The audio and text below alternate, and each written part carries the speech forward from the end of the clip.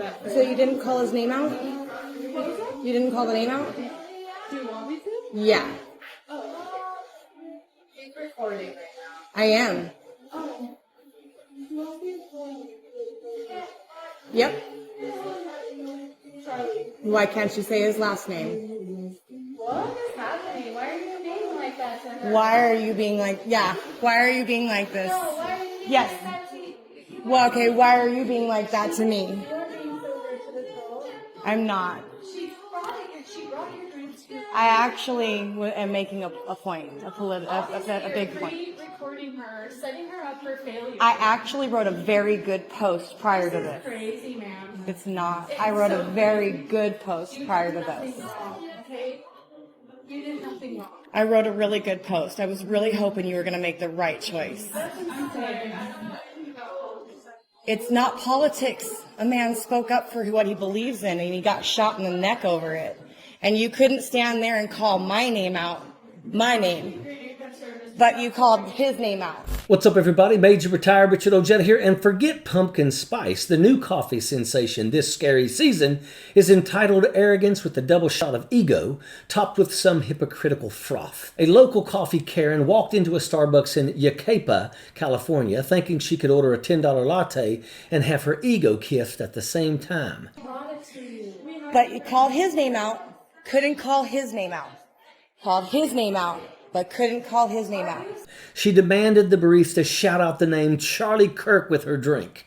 Didn't quite work out that way. And that's when the claws came out. It is Charlie Kirk. Wonderful. But he was a really kind girl and brought your drink. It's the point, hoping she would stand there and say my name, Charlie. Just Charlie would have been fine because she said his name. So I was saying, okay, maybe it's just going to be Charlie. And I was thinking she'll say just Charlie. And I was rooting for her to just say Charlie. And what did she do? She brought me my drink. Ma'am, our policy is to bring out the drink if we have. Why'd she say his name? Twice. Not once, but twice.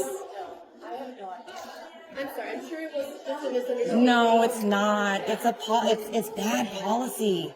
It's bad. And she said she doesn't believe in politics, but yet you're willing to do this. And I wrote you guys such a good review in advance. And we appreciate that, but it's not my policy. Yeah. It's the company's policy. It's not though. See, and that's the problem. We've probably all had one of those customer service jobs at some point in our lives. So we can empathize with the barista who didn't start her day planning to be the target of Little Miss Soy Milk Latte with a MAGA attitude. And most of us have run into somebody just like her. The type who thinks nobody knows how to make a cup of coffee right, or who flips out in traffic, or the airport traveler who missed their connection and decides to unload on the poor ticket agent who had nothing to do with it. That's what we're seeing here, a walking, talking projection of misery onto whoever happens to be in front of them. And I'm going to post this video to show what an ass she made of herself and how you came out and you did this, because this is, wow. I didn't talk to her. I'm actually talking to you. It's called freedom of speech. This is what Charlie Kirk died for. I am a paying customer, and I have not done anything. I am just sitting here. One more time. You're going to ask me to leave because you're going to call the authorities? Are you serious? Wow. You're going to call the authorities because I asked somebody to say a name. I'm disturbing what? I'm disturbing who? This is the person who made the scene. I asked you twice. Okay, I'll go ahead and leave the video too. I didn't make a scene. Exactly what Charlie Kirk died for. This is what you all need to understand. It is called freedom of speech. It is getting shut down in America. This is a public space, and we are not allowed to publicly record in a public space. People are allowed to do their work. They are allowed to have their workspaces. They're allowed to have their laptops open, and they're allowed to publicly broadcast, and they're allowed to do all these kinds of things. Here in Starbucks is a public place, but they are not allowed to ask for their name to be spoken out.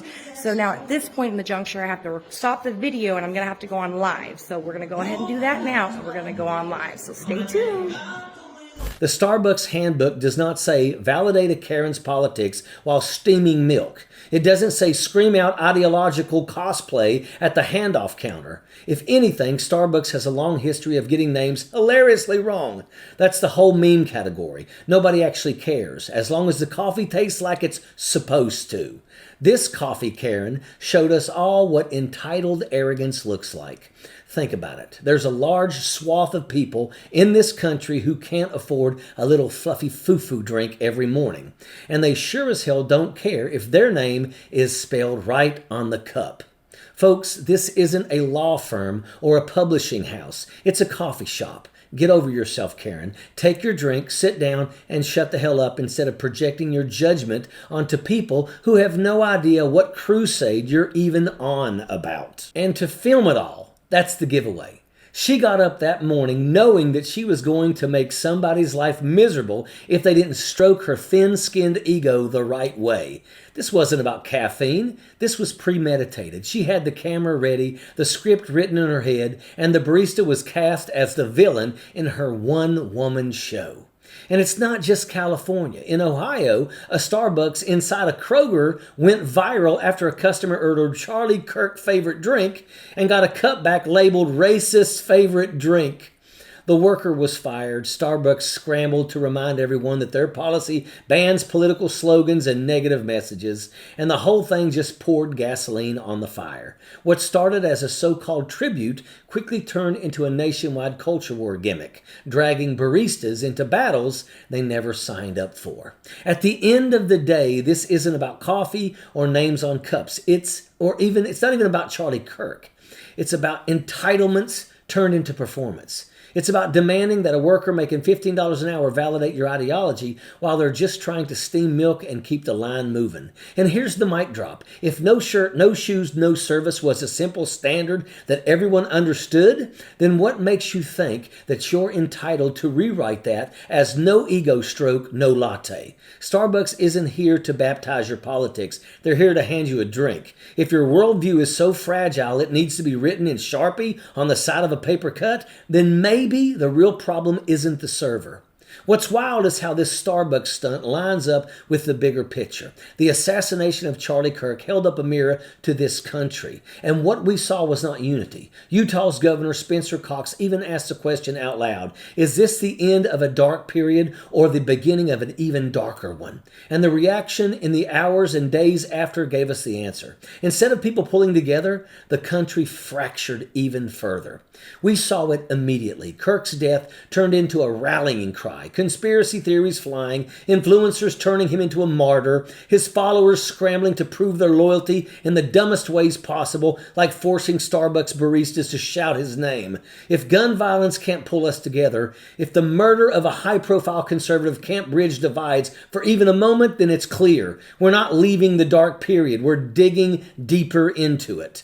And it's worth remembering, Kirk himself was no innocent bystander in that conversation. He spent years pushing the idea that unlimited access to guns was worth the cost, even if people died. He said that flat out. So when he was killed by gun violence, it could have been a moment of reckoning. Instead, it became a moment of doubling down. And that's the same playbook that we're seeing everywhere else. The Trump camp isn't stepping back. They're accelerating. Deportations, stripping away rights, restricting freedoms. We're watching the same arrogance we saw in that Starbucks line play out at the highest levels of power. Entitlement has gone national. It's written into policy. And when you call it out, they don't reflect. They don't adjust. They just get louder. And that's the thread running through all of this. The obsession with being the loudest voice in the room. Somewhere along the line, we raised generations to believe that domination in a debate is the same thing as winning. Doesn't matter if your point makes sense. Doesn't matter if you've got facts on your side. If you can silence someone, if you can outshout them, you've convinced yourself that you're right. That's why screaming at a barista feels like victory to these people. It's not about persuasion. It's about humiliation. But here's the truth. Nobody's heart has ever been changed by being screamed at. People don't change because they lost an argument on Facebook or got humiliated in the Starbucks. They change because of relationships. They change because of empathy. They change because of lived experience. That's what makes the Karen routine so pathetic. It's not about building anything. It's not about winning anybody over. It's about one person's fragile ego demanding validation in the cheapest, most obnoxious way possible. And this is where we are now. America has turned into a place where it's not what you say.